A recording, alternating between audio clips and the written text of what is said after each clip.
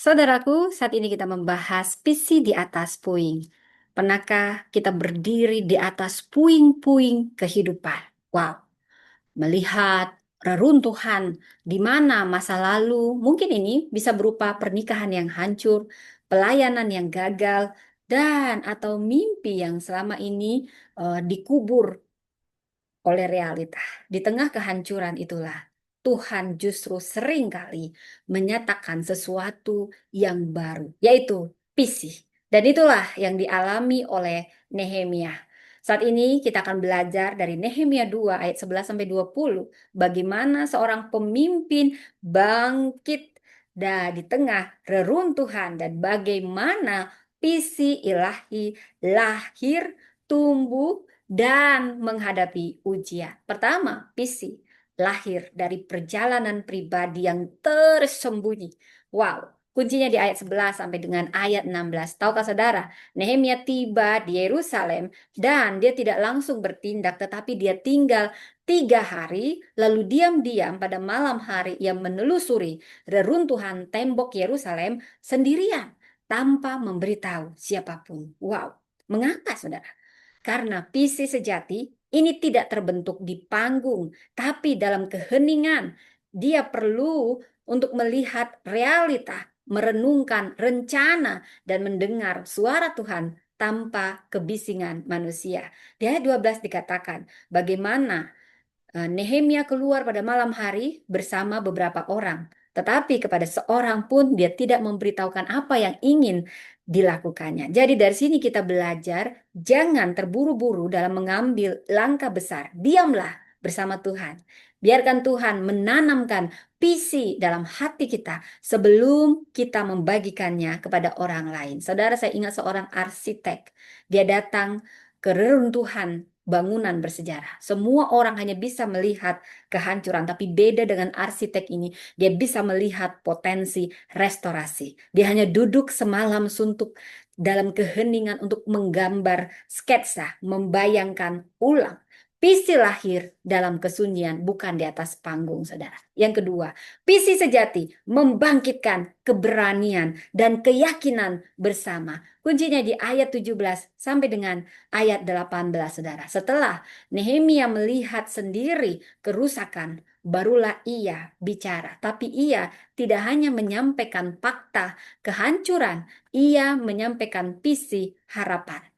Dia mengatakan di ayat 17, kamu lihat kemalangan, mari kita bangun kembali tembok Yerusalem. Dan hasilnya orang-orang dikuatkan, berani dan bersatu. Lalu mereka menguatkan tekad untuk melaksanakan pekerjaan baik. Kuncinya di ayat 18. Di sini kita diajari pemimpin sejati bukan hanya pembicara, tapi pembangkit harapan. Visi yang datang dari Tuhan akan menyatukan hati banyak orang, bukan memecah belah. Saudara, saya ingat kisah menginspirasi Martin Luther King. Dia berdiri di tengah bangsa yang retak karena rasisme, tapi dia tidak hanya menyuarakan kekecewaan, dia mengucapkan kata-kata profetik, I have a dream, dan impian itu menginspirasi dunia.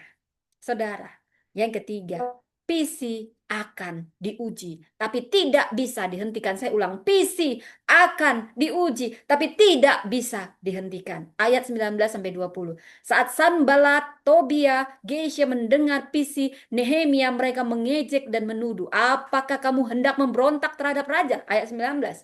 Tapi Nehemia, dia tidak mundur. Ia menjawab dengan otoritas dan iman. Allah semesta langit, dialah yang akan membuat kita berhasil. Ayat 20. Saudara, jangan heran kalau visi Anda ditertawakan. Justru itu tandanya kita sedang membangun sesuatu yang berdampak. Fokuskan pada pandangan kita bukan pada pengejek, tapi pada Tuhan yang memanggil kita. Ingat, pencipta pesawat terbang diawali dari ide seorang yang brilian, Wright bersaudara. Awalnya ditertawakan karena mereka percaya manusia bisa terbang. Hahaha, semua tertawa. Tapi mereka terus mencoba dan dunia kini mengenal pesawat dan sangat berterima kasih selamanya pada mereka. Tentu karena kasih karunia Tuhan.